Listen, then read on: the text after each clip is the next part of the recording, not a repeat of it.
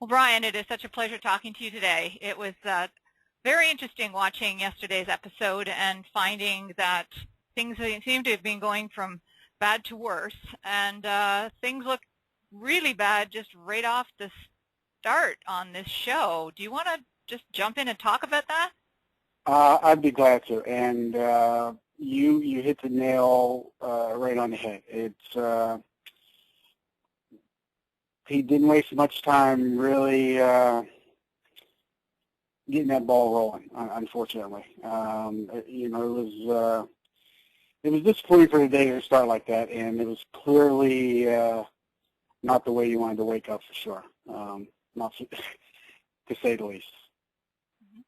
Mm-hmm.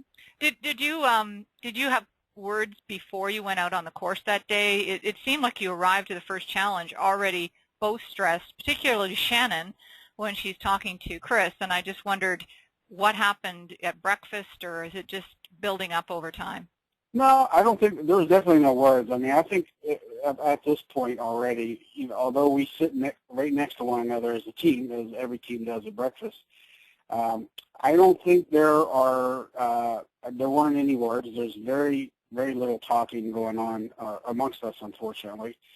Most of our talk is banter with the other teams, but amongst the three of us, if there's two people talking, it's usually Shannon and I. So there weren't any words. What happened when they were picking the first location and trying to ask locations, I think, unfortunately, Chris, in his, I guess, domineering personality, just didn't understand that we were asking a question versus making a statement. And I think that he's somewhat difficult to speak with, and and I think yesterday that boiled over for Fish. And I think she had enough when she had finally asked a question about which location, and unfortunately TV you don't get to see every piece of the conversation, and he kept going back and forth with his answer, and then that's when she finally said, why don't you just tell us what you want to do? And and you can't blame her. I mean, it was frustrating, and it's just old news, and you could easily see that he was happy when she said that, to say, okay, you go here, and I'm going here, and that seems to be the direction he likes it. But one thing he needs to understand, and I don't think he ever understood during the show, is this isn't football. Okay, this isn't the huddle, and this isn't fourth down, and you got to stop the running back from getting first. This is golf. He does it recreationally. We do it for a living. We're in these situations day in, day out. He's not. So the fact that he doesn't recognize that when we're trying to talk to him, we're trying to guide what we think is the best for the team, because not only do we golf for a living, but we've been through the ringer of Big Break already. So we know that when you think you need to hit the miraculous shot, sometimes you don't, because it's a lot of pressure for the other teams too. So sometimes mediocre is just good enough. You don't have to be stellar in every location on every shot. And I don't think he realizes that. And, it just, I think definitely for Fish, and God bless her soul, she had enough. And I can't, I stand behind her 100%. So. Mm-hmm. Mm-hmm. Well, when did you actually find out what Chris said on the first challenge, when he said he didn't have anybody on his team who could do the double? Quite frankly, I found out about it watching the show last night. If I had known he had said that, I think Fish and I were already mad enough. For him to stand at a location where James Lepp, great player, Isaac Sanchez, great player, and Will Lowry, another good player, are standing there, three professionals, and they're not even contemplating doing double points. For him to look at Al, and I think if people watch the show, they look at, and they could see the look on Al's face, like, are you crazy? Are you seriously considering double points from here? You've got to be out of your mind. But he doesn't he doesn't see it like, for him to even contemplate that he thinks he can hit any shot in golf better than Fish and I, he's crazy. Mm-hmm. I don't care how much time he practices. He is absolutely crazy. And, Yeah. it's sad that he really, to me, I thought that was a very self-absorbing sabotage kind of effort on his part, because we had already spoken before that Fish was going to do the double points. Huh? And for him to go over there, and from what I understand, what you don't see on TV too, is before he even said that, he looked around and he told the guys, I got a surprise for my team here. They're not going to like what I'm going to do. And Oh, great. so to hear that, it's just so self-deflating, and it almost looks like it's more about him, his TV time, his exposure, him hitting shots to try to make himself, in America's eyes, seem like he's this Hall of Fame football player now turned, fantastically great golfer. And it's unfortunate, because I don't think any other team captain would take that. I hate to use the word initiative because it's not initiative, but would take Attitude? that approach. Would take Yeah. that approach to almost sabotage their own team. Yeah. Well, and the funny thing is in his interviews, he's saying he's there to support you and all this stuff. And then, I don't see that as support either. I know he thinks this, tough love. I don't know how he does it, but he sees it somehow that, he puts you in the zone by getting you angry. And he's probably walking away from this show going, hey, look what I did to Shannon and look how well she played. I mean, she looked completely defeated on the bench. But when she stood up to play, she hit some brilliant shots. And back to what you initially said about being there supportive, and that interview came obviously at the end of the day. And what you don't know is there was a stern talking to Mr. Doleman during that show. Oh, could you elaborate? Not by me, but people involved with the show itself, because it was getting out of hand. And there's other things on TV you didn't see, and I don't feel right, speaking about them, because they were, since you don't see it, it's just not fair. But okay. I tell you, if Fish stepped up and hit 2 shots. Now, had Chris done what we initially had planned to do, we would have been basically done after 2 shots, because Fish, he would have got his 1 point.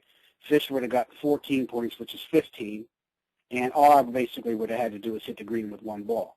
But, he looked at it like he got 4 points and got us a lead. Yeah, you got us a lead at the easiest location, a location where nobody had contemplated double points.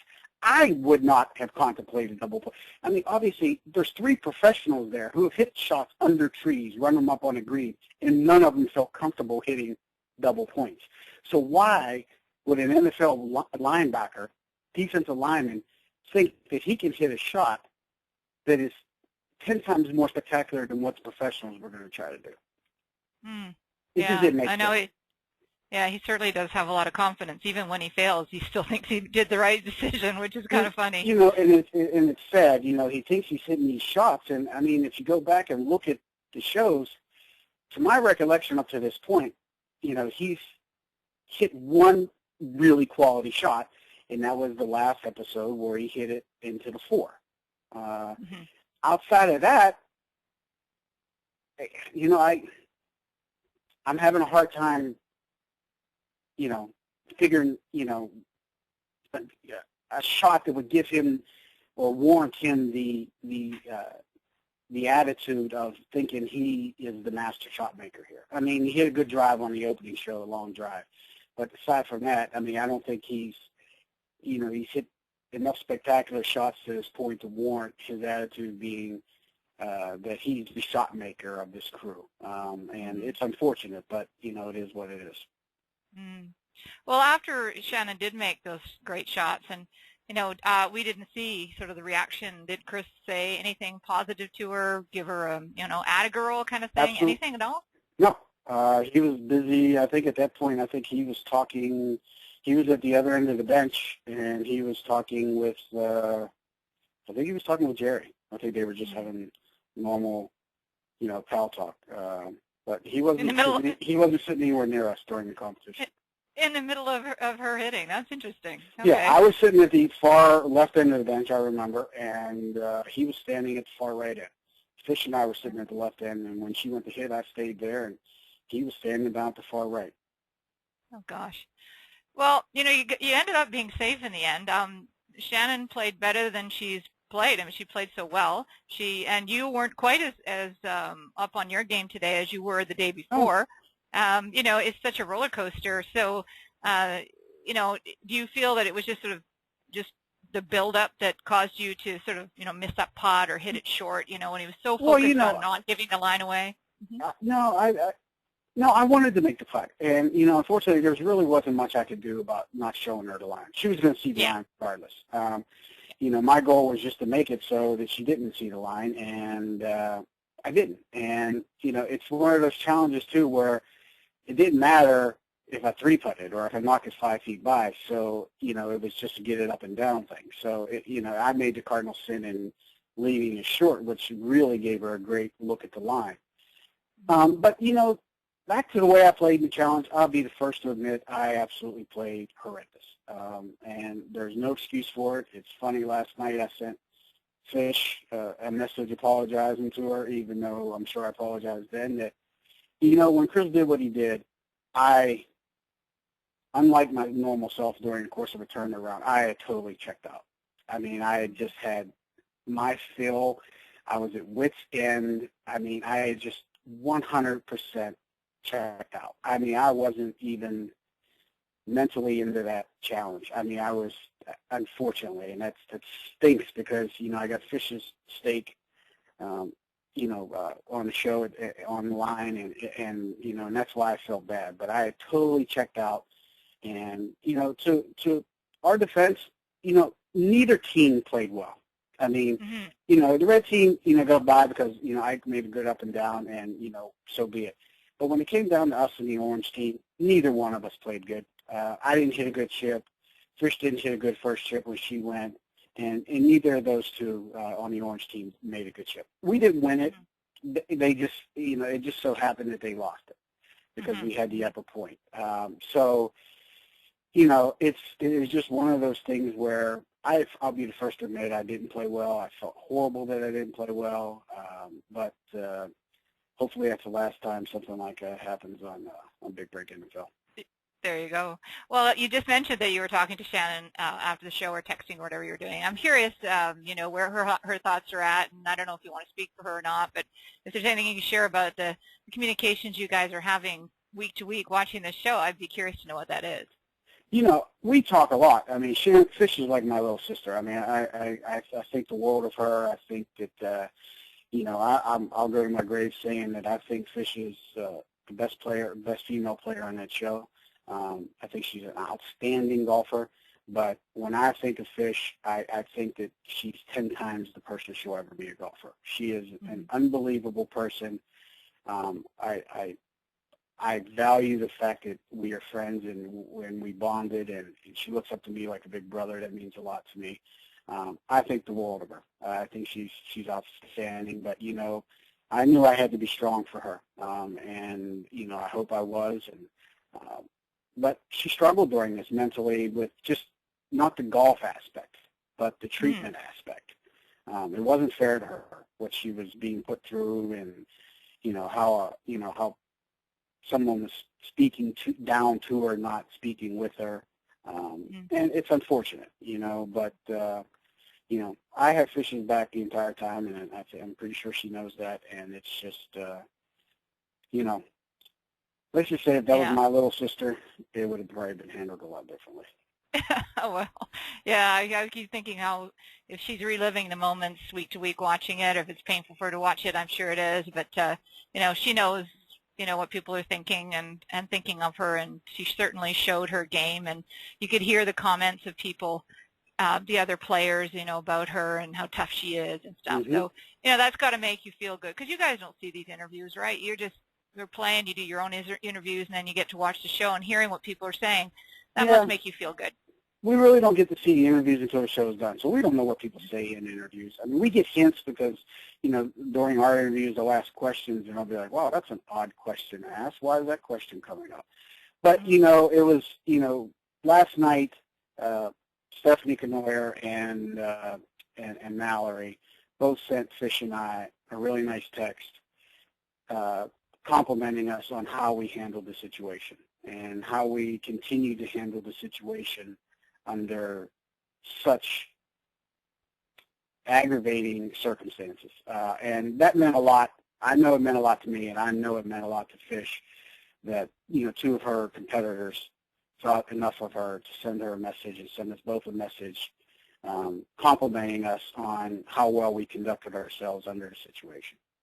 That's great. Oh, that's really great. Yeah, and one of the things that surprised me is seeing you and Shannon in interview together after the show.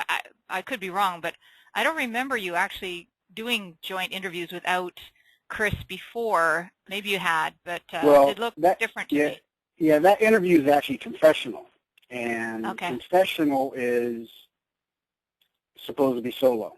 But due to that show, I'll be honest, I didn't want to do any more interviews with Chris. Mm-hmm. I thought that day it had I had had enough. Mm-hmm. I really did. And I think Fish had enough, and it was a long day, and it was a stressful day, and, I wasn't willing to sit in the room to have that conversation because I just was furious that as well as we're playing as a team, that you would put us in a position where we might not last. And, I struggle with why? I mean, why would you do that? What were you thinking? I mean, if you were thinking that, why didn't you have the moxie or the courage or the respect to talk to us about it? Not just do it behind our back. If that's what you really felt, why couldn't you talk to us about it? And unfortunately, you have to do the group interview at the end of the night together. So we did that, and they compromised and said, you guys can do your confessional together. And they thought it was actually a good idea because they figured there would be things that were going to come up in the confessional that they would probably want both of our opinions at the same time. So that's why we did our interviews, our confessional together, not the team interview. So we did end up doing the team interview together. Yeah, I did see that, but I was wondering about the confessional part. Yeah, well, it was it's hard to watch, and I'm sure it's hard to relive it for you guys.